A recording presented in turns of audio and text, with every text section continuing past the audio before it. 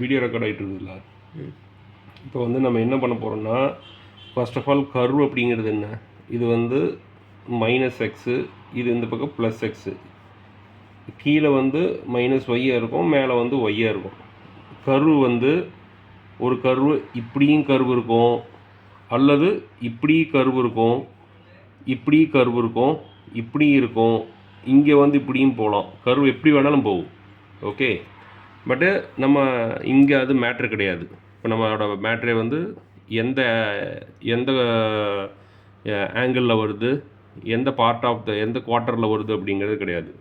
But ஒரு curve அப்படின்னம்னா, இப்போது ஒரு ஸ்ட்ரெயிட் லைன் இருக்குன்னு வச்சுக்குவேன். இப்படியே ஒரு ஸ்ட்ரெயிட் லைன் போயிட்டுருக்கு. இப்போ இந்த ஸ்ட்ரெயிட் லைனை நீ எங்காச்சும் பெண்டு பண்ணணுன்னு வச்சுக்குவேன், அதுதான் கர்வாக மாறும். இப்போது ஒரு ஸ்ட்ரெயிட் லைனை பெண்டு பண்ணணும். பெண்டு பண்ணாமல் விட்டினா இது இன்ஃபினிட்டி, அது வாட்டுக்கு போயிட்டே இருப்பாங்க. இது வச்சு நீ ரேடியஸ் வச்சு இதுக்கு ஒரு ரேடியஸ் ஃபார்முலா போட்ட அப்படின்னம்னா அது இன்ஃபினிட்டி தான் வரும், ஜீரோ வராது. அது வாட்டுக்கு போயிட்டே இருக்கும், இதுக்கு எல்லையே கிடையாது. பட்டு இப்படி போயிட்டுருக்கிற ஒரு பொருள் ஒரு விட லைட்டாக பெண்டு ஆயிடுச்சுன்னா ஏதோ ஒரு இடத்துல இப்படி சுற்றி வந்து திருப்பி இந்த இடத்துல சேர்ந்து ஒரு சர்க்கிளை க்ரியேட் பண்ணும்.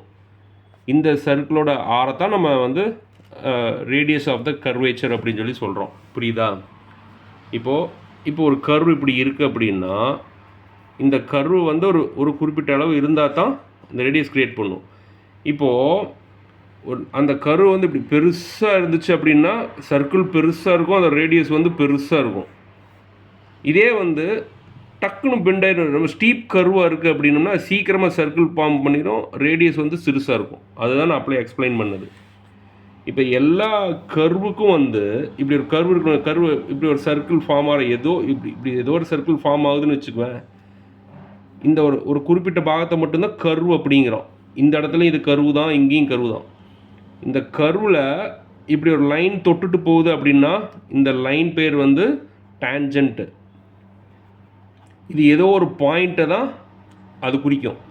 இப்போது இப்படி ஒரு கோடு போட்ட அப்படின்னா இந்த ஒய்யில் வந்து இது 1 வருது, எக்ஸில் வந்து இது 3 வருதுன்னு இந்த பாயிண்ட் வந்து 1,3 அப்படிங்கிறது.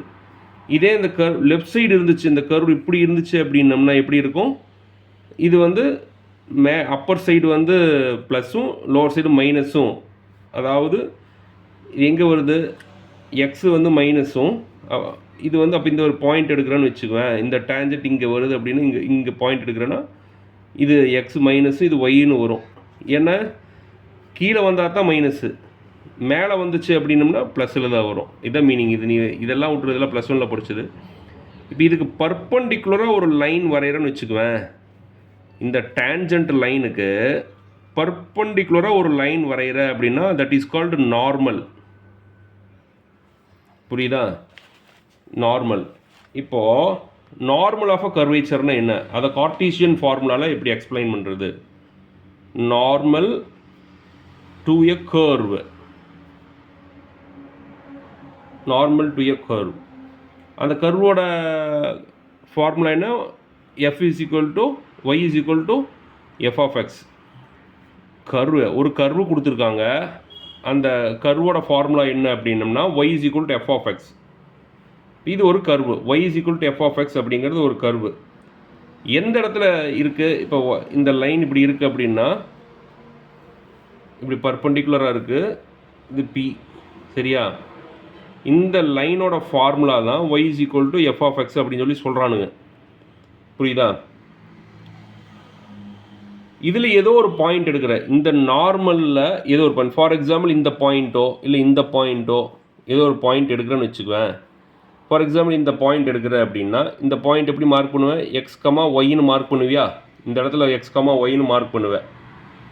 இப்போது இந்த ஃபஸ்ட்டு ஸ்டெப்பில் வந்து இந்த ஸ்லோப் ஆஃப் த டேன்ஜென்ட்டு, இந்த ஸ்லோப்பு நான் அப்படியே சொன்னேன்ல, இந்த ஸ்லோப்பு எவ்வளோ ஸ்லோப்பாக இருக்குது. ஃபார் எக்ஸாம்பிள் வந்து இதுதான் வந்து ஹரிசாண்டல் லைன்னா அப்படியே நல்லா ஸ்டீப்பாக இருக்குதா இந்த டேன்ஜென்ட்டு, அதாவது இந்த டேன்ஜென்ட் வந்து நிறைய ஸ்டீப்பாக இருக்கா, இல்லை கிட்டத்தட்ட ஹரிசாண்டலுக்கு ஈக்குவலாக போகுதா,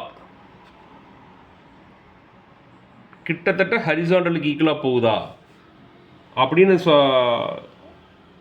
அதை கண்டுபிடிக்கிறதுக்கு என்ன ஃபார்முலா, அதாவது எக்ஸ் ஆக்சிஸ்க்கு ஈக்குவலாக இப்படி படுத்துட்டு போதா இல்லை கிட்டத்தட்ட நெட்ட குத்தலாக இருக்கா அப்படின்னு கண்டுபிடிக்கிறதுக்கு என்ன ஃபார்முலா அப்படின்னா ஸ்லோப். இது பேர் தான் ஸ்லோப் ஆஃப் த டேஞ்சன்ட். இதுக்கு ஃபார்முலா என்ன, mt is equal to dy by dx.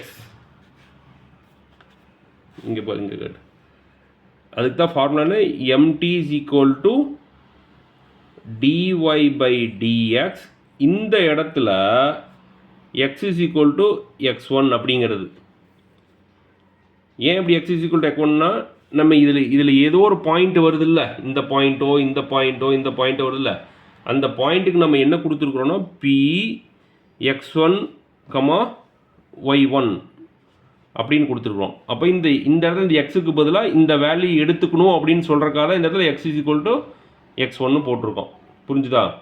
இதை கண்டுபிடிச்சிட்ட அப்படின்னா நார்மலாக கண்டுபிடிச்சிக்கலாம். எப்படின்னா இது எப்பெல்லாம் இப்படி எப்பெல்லாம் இந்த டேஞ்சன்ட் இப்படி இருக்கோ இதுக்கு ஏதோ இப்படி நெட்ட குத்தலாக இருக்கும், இல்லை இந்த இடத்துல இப்படி வந்துச்சுன்னா இந்த இடத்துல நெட்ட குத்தலாக இருக்கும். அதை கார்ட்டீசியன் ஃபார்முலாவில் 1/mt சொல்லலாம். அப்போ என்ன அர்த்தம், 1/dy/dx x is equal to x1. இதுதான் மேட்ரு. அப்போ நார்மல் ஆஃப் ஸ்லோப்பை கண்டுபிடிக்கிறதுக்கு என்ன ஃபார்முலா, இந்த இடத்துல பாரு, நார்மல் ஆஃப் ஸ்லோப்பை கண்டுபிடிக்கிறதுக்கு ஃபார்முலா ஒன்றுமே கிடையாது. 1/mt இஸ் ஈக்குவல் டு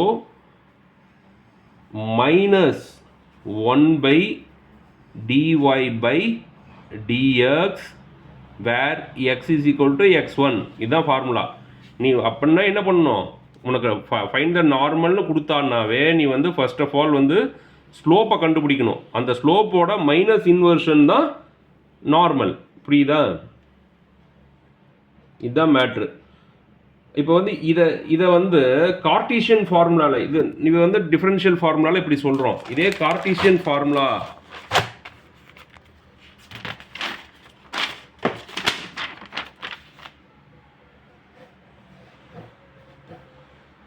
அப்போது ஈக்குவேஷன்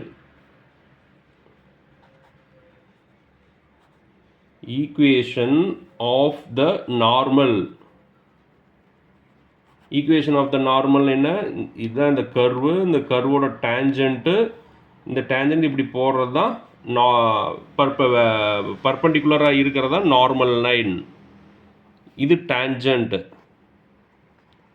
இந்த லைனோட ஃபார்முலா என்னன்னு பார்த்தேன்னா வெரி வெரி சிம்பிள். என்னன்னா அப்படி ஒன்று போட்டு வச்சுருந்தேன் எங்கேயோ, ஒரே நிமிஷம்.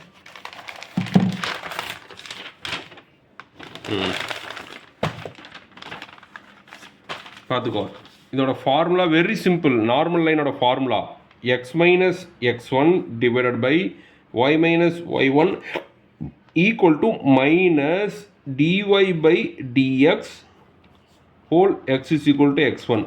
அவ்வளோதான் மேட்ரு. இதோட ஃபார்முலா இதுதான். இந்த ஃபார்முலாவை நீ இப்படியே திருப்பி எழுதிக்கலாம். எப்படி, y minus y1 by x minus x1 அப்படின்னு என்ன ஆயிரும், -1/dy/dx x is equal to x1.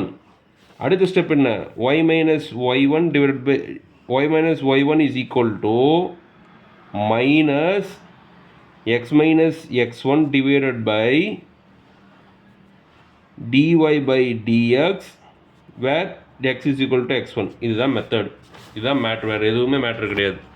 இந்த ஃபார்முலா தான் நார்மலோட ஃபார்முலா. இந்த நார்மல் ஃபார்முலாவை ஞாபகம் வச்சுக்கோ. அப்போ நம்ம என்னென்ன பார்த்துருக்கோம், இப்போ நம்ம ஒரு ஸ்லோப் ஆஃப் த டேஞ்சன்ட் பார்த்துருக்கோம். ஸ்லோப் ஆஃப் த டேஞ்சன்ட் என்ன, nothing but mt is equal to dy/dx x is equal to x1. அடுத்து இதோட இன்வர்ஸ் எடுத்தேன்னா is equal to -1/dy/dx x is equal to 1. இது என்ன ஃபார்முலா, ஸ்லோப் நார்மலோட ஃபார்முலா. இது டேஞ்சன்ட்டோடது.